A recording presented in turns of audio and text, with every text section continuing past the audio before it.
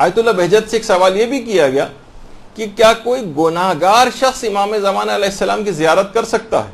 چلیں ہم بڑے گناہگار ہیں، بڑے فاسق و فاجر ہیں، لیکن پھر بھی دل میں ایک تڑپ، ایک محبت یا ایک زیارت کا شوق تو پایا جاتا ہے نا۔ تو آیت اللہ بہجت نے پھر دیکھیے وہی متوجہ کیا، کہا کہ زیارت کا کیا ہے؟ اپنے زمانے کے امام کو تو شمر بھی دیکھ رہا تھا، شمر نہیں دیکھ رہا تھا، وہ زیارت نہیں کر رہا تھا امام کی۔ تو دیکھ کر تمہیں کیا کرنا ہے جب تک کہ امام زمانہ تم سے راضی نہ ہو جائے؟ یہ کیسے ممکن ہے کہ ان کے ارشادات، ان کی شریعت اور ان کے بتائے ہوئے احکامات کو تم مسلسل نظر انداز کرو اور اس کی مسلسل مخالفت کرو، اور جب وہ آ جائیں اور ظہور کر لیں تو اچانک سے تم ایک بٹن جس طریقے سے دب جائے تو تم تابعدار بن جاؤ گے؟ ایسا نہیں ہوگا۔ جو آج ان کی تابعداری کر رہا ہے وہ ان کے ظہور کے بعد بھی ان کا تابعدار ہوگا، اور جو آج ان کی نافرمانی پہ کمر بستہ ہے وہ ان کے ظہور کے بعد بھی ان کی نافرمانی پہ کمر بستہ ہوگا۔ اور اس لحاظ سے دیکھا جائے تو علماء فرماتے ہیں کہ ذمہ داریوں کے اعتبار سے ظہور اور غیبت میں کوئی فرق نہیں۔ یہ تو نہیں ہوگا کہ ٹھیک ہے امام عمل اس وقت صحیح اپنا کر لیں گے جب امام زمانہ ظہور کریں گے، نہیں، غیبت اور ظہور، بلکہ غیبت کے اندر جتنا پابندی کے ساتھ اس کا اجر و ثواب بھی بہت زیادہ ہے، اور اس کی اہمیت بھی بہت زیادہ ہے کہ غیبت کے اندر اپنے عمل کو صحیح کرنا ہے۔ تو ظہور اور غیبت میں اس لحاظ سے کوئی فرق نہیں۔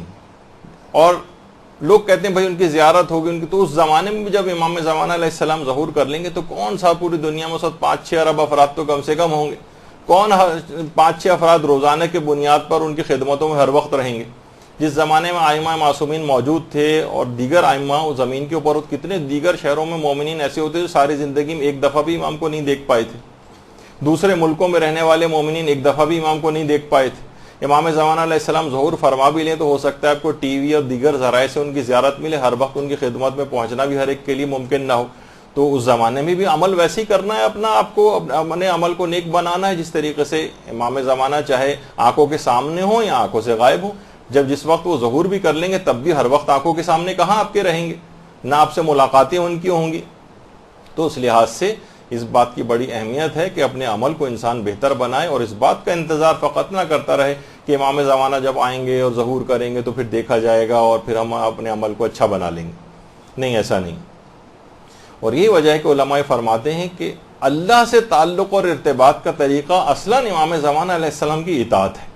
جتنی ان کی اطاعت بڑھے گی اتنا ہی کہا جائے گا کہ آپ کا اللہ سے تعلق جو ہے وہ بڑھے گا۔ اب اپنے زمانے کے امام کو آخر کیسے راضی کریں؟ طریقہ کار کیا ہے؟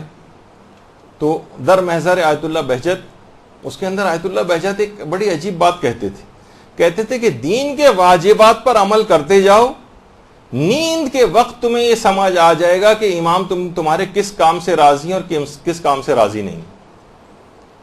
ایک دفعہ تم مکمل طور پر اپنی زندگی کو واجبات کے سانچے میں ڈھال لو، یعنی سارے واجبات اپنے پورے کرتے چلے جاؤ، تمہیں خود ہی نیند کے وقت پتہ چل جائے گا۔ اس کی وضاحت نہیں کی انہوں نے، لیکن ہو سکتا ہے اس سے مراد یہ ہو کہ انسان ایک اسلام بھی تقاضا کرتا ہے کہ سونے سے پہلے روز اپنا محاسبہ کرے، میں نے کیا آج بہتر کام کیے، کون سے میں نے برے کام کیے، تاکہ اگلے دن اس میں بہتری لائی جا سکے، اپنے گناہوں کی توبہ کی جا سکے، غلطیوں کو دہرایا نہ جا سکے۔ ممکن ہے کہ محاسبے کی طرف اشارہ ہو، لیکن بہرحال کہا کہ واجبات پر عمل کرتے جاؤ، اور ایک وقت ایسا آئے گا کہ نیند کے وقت تمہیں خود پتہ چل جائے گا کہ امام زمانہ علیہ السلام تمہارے کس کام سے راضی ہیں اور کس کام سے راضی نہیں۔